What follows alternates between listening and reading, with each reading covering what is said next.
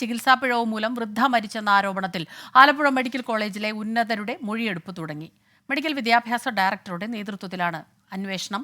Principal, vice principal, superintendent, nursing superintendent എന്നിവരുടെ മൊഴിയാണ് രേഖപ്പെടുത്തുന്നത്.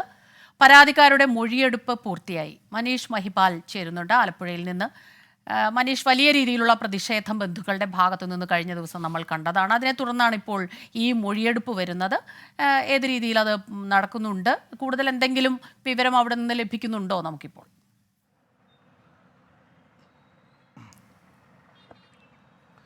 സ്മിത, 1.5 ആഴ്ചക്കിടെ 2 പേരുടെ മരണത്തിലാണ് ബന്ധുക്കൾ അനാസ്ഥ ആരോപിക്കുന്നത്. ഇതിൽ ഒടുവിലത്തെ മരണം 70-കാരി പുന്നപ്ര സ്വദേശിനി ഉബൈമയുടെ മരണമാണ്. ഈ മരണത്തിൽ അനാസ്ഥ ആരോപിച്ച കുടുംബം കഴിഞ്ഞ ദിവസമാണ് അർദ്ധരാത്രിയിൽ മൃതദേഹവുമായി വണ്ടാനം മെഡിക്കൽ കോളേജിൻ്റെ മുൻപിലെത്തി മൃതദേഹം സ്ട്രക്ചറിൽ വെച്ച് പ്രതിഷേധിച്ചത്.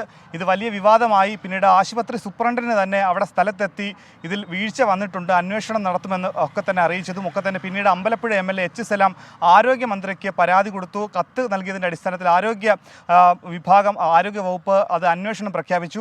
അതിൻ്റെ ഭാഗമായി മെഡിക്കൽ വിദ്യാഭ്യാസ ഡയറക്ടറുടെ നേതൃത്വത്തിലുള്ള അന്വേഷണ സംഘമാണ്, ഡോക്ടർമാരുടെ സംഘമാണ് ഇന്ന് ആലപ്പുഴ വണ്ടാനം മെഡിക്കൽ കോളേജിലെത്തിയത്. ഇന്ന് രാവിലെ പരാതിക്കാരനായിട്ടുള്ള ഉബൈമയുടെ മകൻ നിയാസിൻ്റെ മൊഴി, മറ്റു ബന്ധുക്കളുടെ മൊഴി, ഒപ്പം തന്നെ അവരുടെ എഴുതി തയ്യാറാക്കി അവരുടെ പരാതി സ്വീകരിച്ചു. ഒപ്പം തന്നെ ചികിത്സാ രേഖകൾ പരിശോധിച്ചു.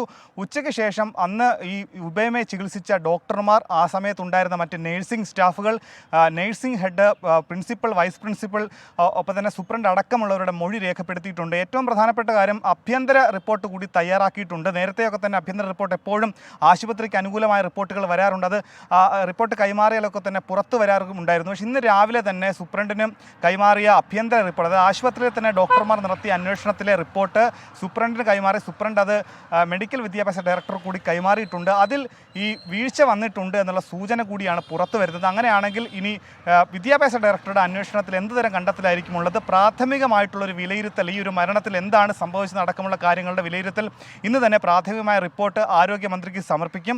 ഒപ്പം തന്നെ വരും ദിവസങ്ങളിലും ഇവർ ഇവിടെ എത്തി മൊഴിയെടുക്കും. മറ്റു കാര്യങ്ങളൊക്കെ തന്നെ പരിശോധിച്ച് നടപടികളിലേക്ക് കൂടി കടക്കാനുള്ള സാധ്യതയാണ് ഇപ്പോൾ കാണുന്നത്. സ്മിത. ശരി, മനീഷ് മഹിപാലാണ് ഈ വാർത്തയുടെ വിവരങ്ങളുമായി നമുക്കൊപ്പം ചേർന്നത്.